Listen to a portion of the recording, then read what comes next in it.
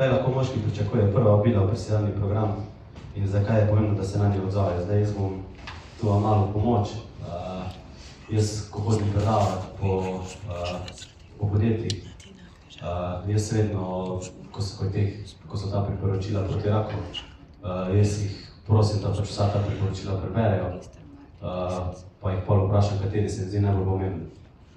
Pa nikoli ne reče, da je to vabilo v presejalni program. Pa jaz lepo razložim, da presejalni programi so tu narejeni za to, da rešujejo življenja, saj iščejo raka pri zdravih moških, pri navide zdravih moških. In če je v presejalnem programu polovljen ta rak, ponavadi pomeni, da so to nižji stadiji, da je kvaliteta oziroma da je terapija manj agresivne so, pa da je kvaliteta življenja boljša. Zdaj to jih pa bolj ponavadi malo prepriča ta kvaliteta življenja, ker pod sprednji pred firmami ponavadi kar dobri avti stojijo. Ja, res je, ne? V bistvu presejanje, torej vabimo zdrave moške, ki nimajo težav. Zdaj, če se navežem seveda na rak prostate, mi vemo, da rak prostate ne moramo ga preprečiti, priporoča se zdrav življenjski slog, ampak v resnici ga ne moramo preprečiti. V bistvu tudi nima nekih takih zgodnjih simptomov in znakov, da bi rekli, če se pa zgodi to, pa morate takoj k zdravniku. Nima. Se pravi, način, da ga odkrijemo dovolj zgodaj, je najbolj učinkovit način, je organizirano presejanje. Seveda, zakaj je to pomembno? Pomembno je zato, da ga odkrijemo zgodaj in da je zdravljenje visoko učinkovito. Torej, tisto, kar najbolj odloča o tem, kako bodo moški po diagnozi živeli, kako bodo zdravljeni in kakšna je njihova prognoza, je seveda stadij bolezni ob diagnozi. Ključna razlika je med tem, če pogledamo 5-letno preživetje v Sloveniji, je za vse stadije skupaj 93,8%. To je super.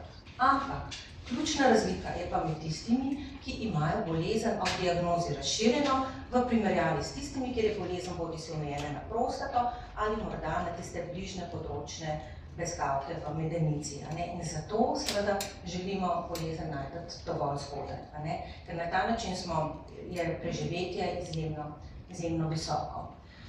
Zdaj pa če še, kako je pa z vabljenjem, kot veste, zdaj poteka v Sloveniji raziskava, prva raziskava o organiziranem presejanju za raka prostate, imenovana ProPeter, ki se je začela v ljubljanski regiji in zajema tisto skupino moških, kjer se trenutno najbolj priporoča aktivno iskanje raka prostate. To so moški med 50 in 69 letom starosti. Povabimo jih naključno, torej ne morejo se sami prijaviti. Razlog je seveda, ker na ta način bomo čim bolj posnemali organizirano presejanje. In prva vabila so bila poslana prav pred tednom dni, tako da v naslednjem tednu pričakujemo že prve presejalne teste v okviru raziskave. Seveda želimo si, da se moški odzovejo čim boljš, ampak zakaj je to pomembna ta raziskava? Videli bomo, kako se bodo moški odzvali, videli bomo, kako pogosto bo presejalni test pozitiven, torej povišana vrednost pasa, koliko jih bo potrebovali magnetno resonanco in v končni fazi pri kakšnem odstotku bomo odkrili raka prostate. Na podlagi vseh teh rezultatov in seveda tudi rezultatov raziskav, ki zdaj potekajo v tujini, bomo potem lahko dali usmeritve, priporočila potem za nadaljnje organizirano presejanje raka prostate v Sloveniji. Raziskava bo končana konec drugega leta, približno leto pa pol se pa tudi pričakuje, da bodo taki bolj pomembni rezultati iz tujine. Tako da bom rekla, bistveno več bomo vedeli takrat. Super, hvala. Bi se lahko še pogovarjala, pa bo verjetno mediji imeli še kako vprašanje po tiskovni konferenci, ko boste verjetno najbolj iskana oseba od nas 4. Zdaj bi se pa jaz dotaknil še glavnega krivca za tole našo kampanjo. Glavni kriv za tole srčno kampanjo je oglaševalska agencija Kultura DDB, ki z nami ustvarja že drugo leto zapored. Z nami je Tina Križej, ki je mlajša kreativna direktorica na Kulturi DDB. Tina, živijo. Hvala, Matej, živijo sem.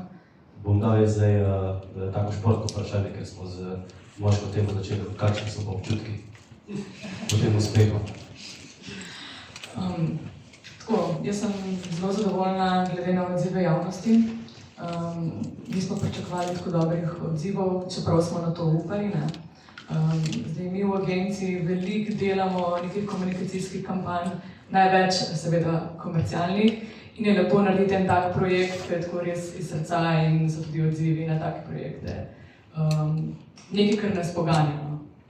Ja.